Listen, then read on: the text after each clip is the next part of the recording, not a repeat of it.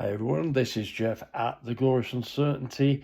It is Sunday the 22nd of March and I've been delving deep into the Lincoln.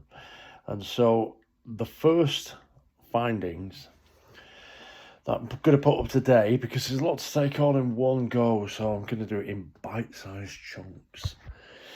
Let's start with the Runstyle findings. So these are the Lincoln handicaps renewals over from 2014 to 2025.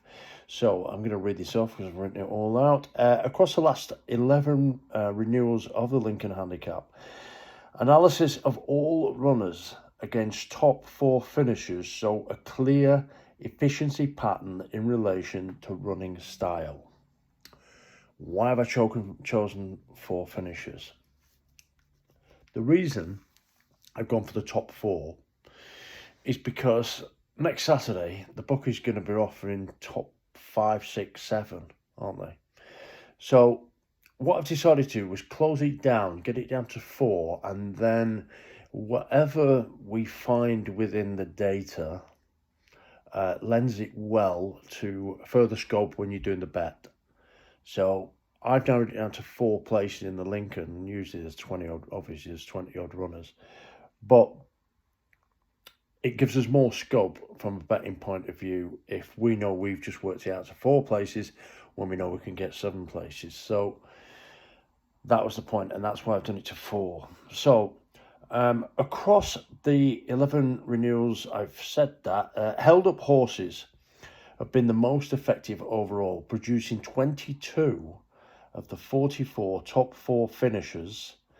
That is 22.92 or 23%, outperforming their share of the field. So every horse from the 2014 to 2025 that has been held up, 22% or nearly 23% of them have gone on to place in the top 4.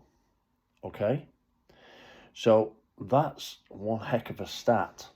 Mid-division runners also show a solid return, accounting for 13 top 4 finishes. That's 18.31%, suggesting they remain competitive without leading the race. So you're looking for, let me just get to the end of it. In contrast, front-end tactics have been less effective. Prominent racers delivered just 11.32%, while horses that led returned 13.33%, both underperforming relative to their representation. So what we're saying with that is every horse in the Lincoln that has led in the Lincoln to get in the top 4, only 13.3% of them have got into the top 4, whereas opposed to 22 or 23% for those that are held up. So that's significant. So in summary, the data indicates that the Lincoln handicap tends to favour horses ridden with patience, with those held up or positioned in mid-divisions significantly more likely to finish in the first 4 than those racing prominently or leading. That's interesting, very interesting. So that's our first stat for the Lincoln that I've nailed down, which is hold up horses, mid-division horses stand a better chance of getting in the first 4. That's across the whole field in every renewal since 2014. That's one hell of a stat. Hold up horses do really, really very well.